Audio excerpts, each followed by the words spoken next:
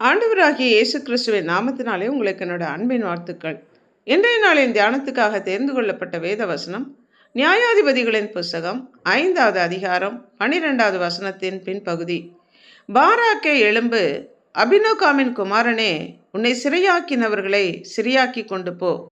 உன்னை சிறையாக்கினவர்களை சிறையாக்கி கொண்டு போ என்றால், உன்னை சிறை பிடித்தவர்களிடமிருந்து நீ விடுதலை பெற்று அவர்களை சிறைப்பிடித்து கொண்டு போ என்ற அர்த்தம். நம்மை பலப்படுத்துகிறவர், நமக்கு பலனாய் இருக்கிறவர் தேவனாகிய கர்த்தர். பலசாலிகள், பராக்கிரமசாலிகள் மேல கர்த்தர் நமக்கு ஆளுகையை கொடுக்கிறார். உலகத்தில் இருக்கிறவனிலும் நம்மில் இருக்கிற தேவன் பெரியவர். அவர் பயங்கரமான பராக்கிரமசாலியான கர்த்தர். நம்மை துன்பப்படுத்தின, சிறைப்படுத்தின மக்களுடைய கரங்களில் இருந்து நம்மை விடுவிக்கிற தேவன், பாதுகாக்கிற தேவன்.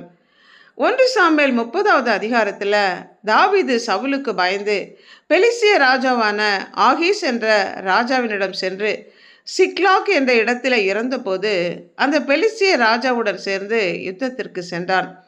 அமலேக்கியர்கள் சிக்லாக்கிற்கு வந்து தாவீதோடும் அவனோடு உடன் இறந்தவர்களுடைய மனைவி, பிள்ளைகள், அவர்களுடைய பொருட்கள் அனைத்தையும் கொள்ளையாடி கொண்டு போய்விட்டார்கள். யுத்தத்திலிருந்து திரும்பி வந்த இதை அறிந்த தாவீதும் அவனோடு இருந்தவர்களும் தங்களுக்கு பலமில்லாமல் போக மட்டும் அழுதார்கள். தாவீது மிகவும் நெருக்கப்பட்டான். கர்த்தருக்குள் தன்னை திடப்படுத்தி கொண்டு தேவனுடைய ஆலோசனையை பெற்று அவருடைய ஆலோசனையின்படி அவன் பின்தொடர்ந்து சென்று தான் இழந்த எல்லாவற்றையும் ஒன்று விடாமல் திரும்ப பெற்றுக்கொண்டான். பராக்கிரமன் கையில் இருந்து கொள்ளையிடப்பட்ட பொருளை நாம் பெற்றுக்கொள்ள முடியாது. அதே போல நீதியாய் சிறைப்பட்டு போனவர்களும் விடுவிக்கப்படக்கூடாது. ஆனால் தேவனாகிய கர்த்தர் நம்மோடு கூட இருக்கும்போது அவர் நமக்காக வழக்காடி நமக்கான காரியங்களை அவர் செய்வதனால் பராக்கிரமனால் சிறைப்படுத்தப்பட்டவர்களும் விடுவிக்கப்படுவார்கள். பலவந்தனால் கொள்ளையிடப்பட்டதும் விடுதலையாக்கப்படும். நம்மை சிறையாக்கினவர்களையும் சிறையாக்கி கொண்டு போகத்தக்கதாக கர்த்தர் நம்மோடு கூட இருந்து காரியங்களை நமக்காக வாய்க்க பண்ணுகிறார். நம்முடைய போராயுதங்கள் மாம்சத்துக்கு ஏற்றதாக இராதபடி அரண்களை நிர்மூலமாக்கத்தக்கதாக தேவ பலம் உள்ளதாக இருக்கிறதுனால நம்மிடத்திலிருந்து பிசாசு கொள்ளையாடி கொண்டு போன நம்முடைய ஆசீர்வாதங்கள், ஆரோக்கியம், பலம், வரங்கள் ஆகியவற்றை தேவனாகிய கர்த்தர் நம்மோடு கூட இருப்பதனால நாம் திரும்பவும் அவைகளை பெற்றுக்கொள்ள முடியும்.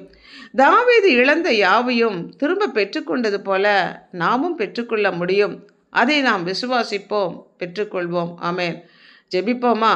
அன்புள்ள ஆண்டவரே, எங்களை பலசாலிகளாக மாற்றுகிறவரே, சிறையாக்கினவர்களையும் சிறைப்பிடித்து கொண்டு வரத்தக்கதாக எங்களுக்கு பலத்தை அருளி செய்கிற தயவிற்காக நன்றி செலுத்துகிறோம்.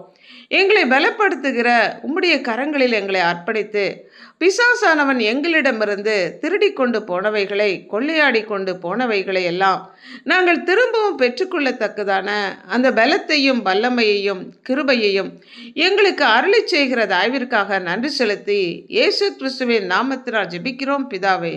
ஆமென்.